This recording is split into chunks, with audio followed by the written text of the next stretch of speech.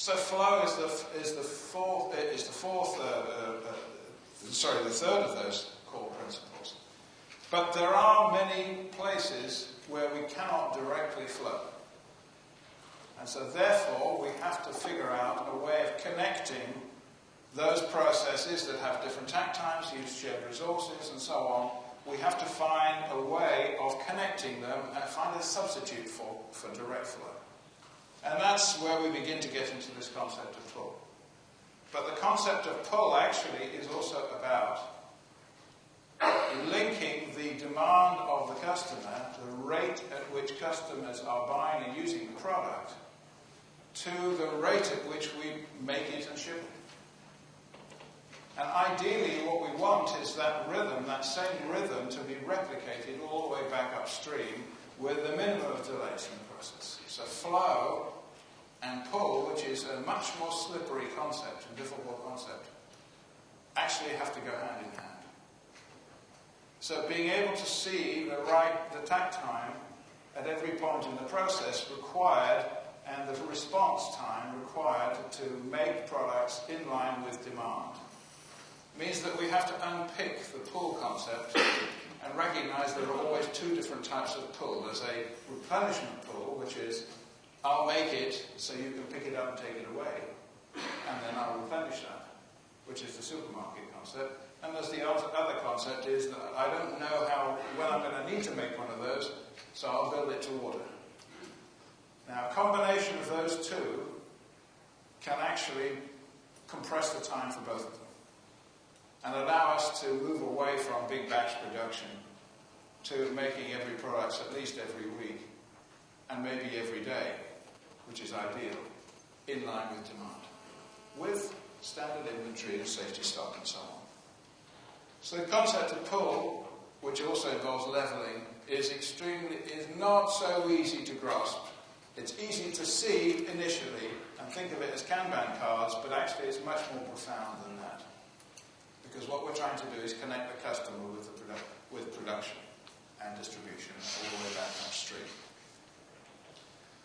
So if you like, the first principle is about defining the purpose of the process that we're going to look at.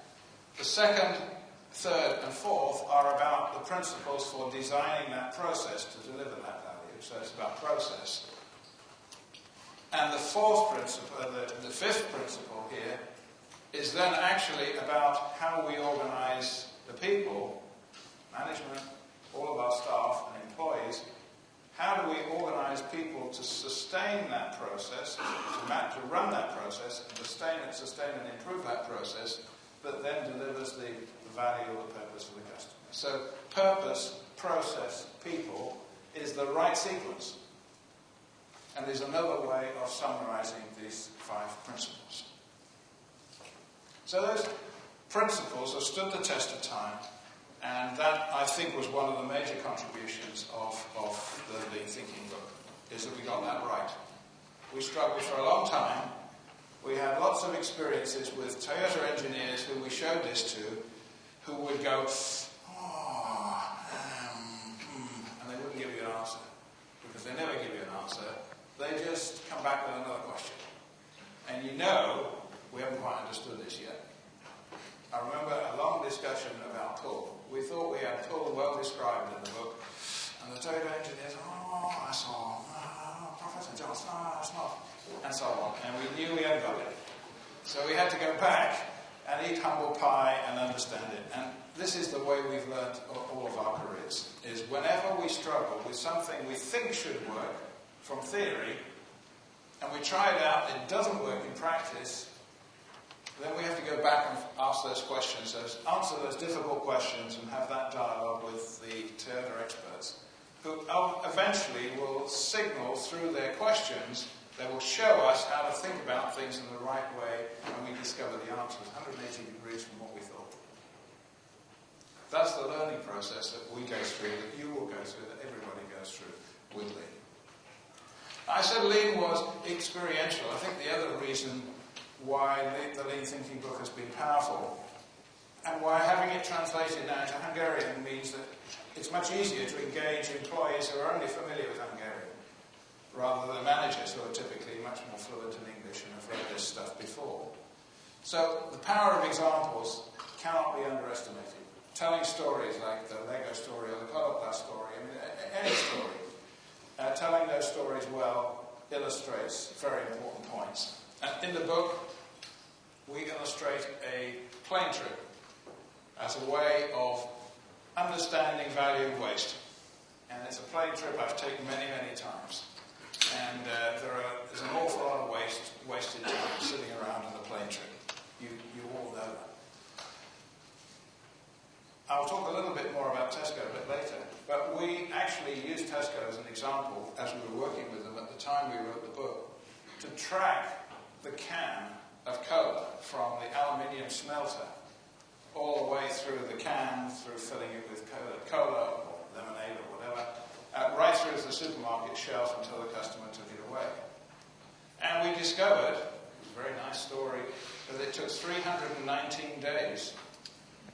319 days to do about 2 hours worth of value creating time, most of which was smelting, and a few seconds of which were stamping and filling and selling to the customer. 319 days to do 2 hours of work.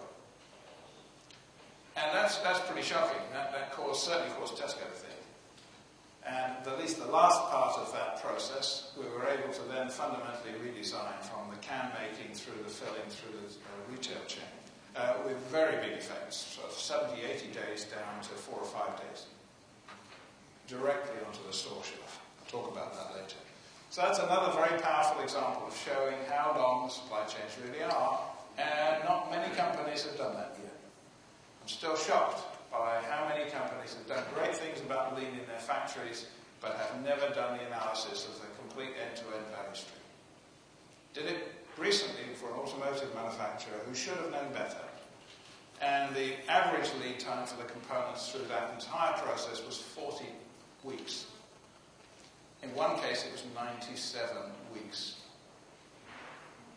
97 weeks. Just think what happens when the market changes and so on. I mean, just amazing. And yet they've been improving their factories and eliminating several days in the process, but actually tackling only part of the problem. So, we also tell the story of the bicycle factory. Jim Womack and a colleague, Guy Parsons, actually went and did an experiment. They bought a titanium bike frame manufacturer. This is high-end bicycles. These frames are so light that that one customer threw away the packaging because they thought there was nothing in it, because it weighs less than the packaging. And you pay several $1,000s for this, and this is argon, welding, and so on, and they bought this factory, and it was a big disaster, and it was very difficult with these old machines to make it work, but they gradually made it work. So we actually have learned ourselves how to take a bunch of old machines with a complicated product and create flow. They subsequently sold the factory. They didn't make any money on it, but we learned a ton. And we had great fun bringing Toyota experts in to try and help us fix a bicycle factory. Then we also tell the Toyota parts distribution story about warehousing and distribution. And I think this is the chapter that most people go through very quickly and think, well, this is warehousing, and it's not very interesting. But actually, it's the fundamentally best example that will illustrate the power of replenishment pull.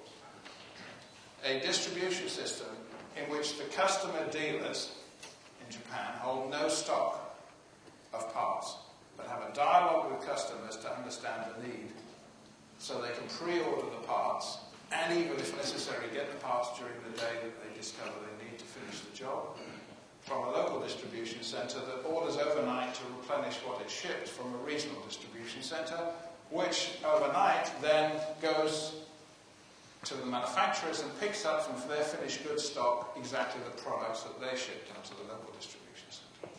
And with help, Toyota taught their manufacturers to replenish their finished goods stock every day with the products that had just been withdrawn by the distribution centre. So a pipeline of 30 days instead of 11 months.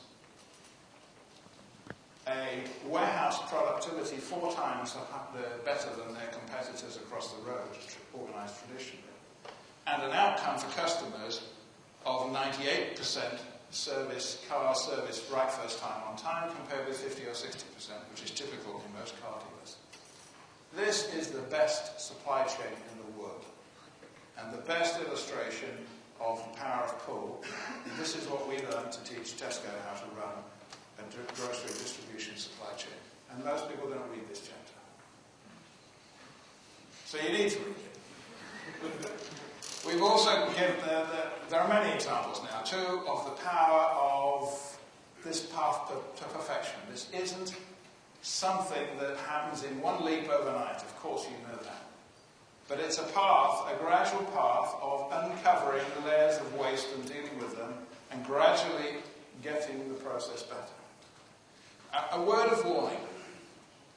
We walked around to suppliers' factories, and we were taken by the OMCD guys, the Operations Management Consulting Division, tiny GMO's division.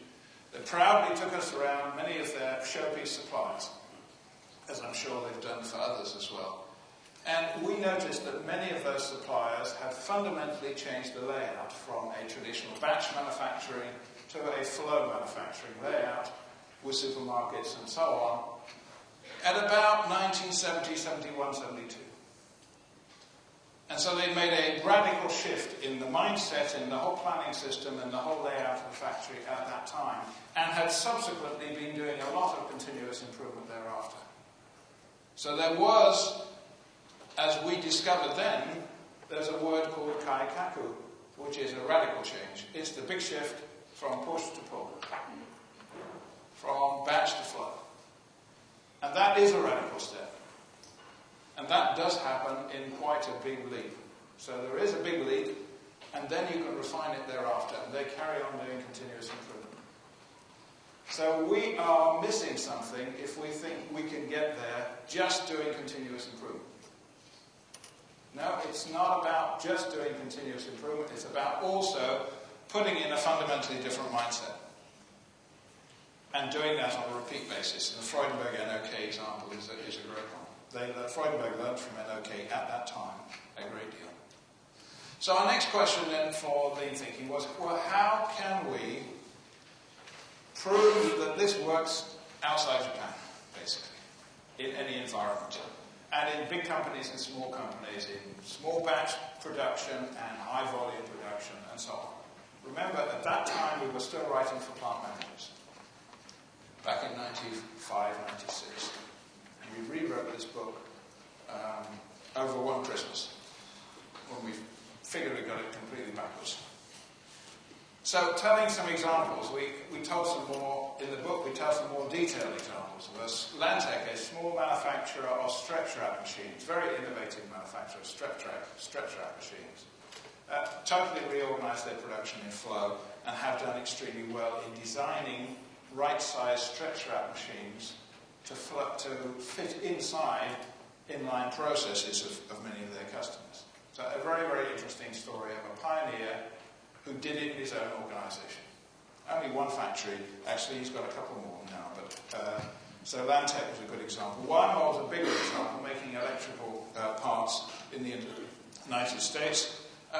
This again is a really good example where Art Byrne set a leadership style there of go-see, of repeat Kaizen events, of engaging people, of collecting, of paying, a bonus based upon superior performance, and so on and so forth. Some of the things we'll talk about later. So it's a typical mid-sized manufacturer, did extremely well for many, many years until it was taken over by a French company, who has now dismantled, unfortunately, much of what they achieved. So there's a warning there.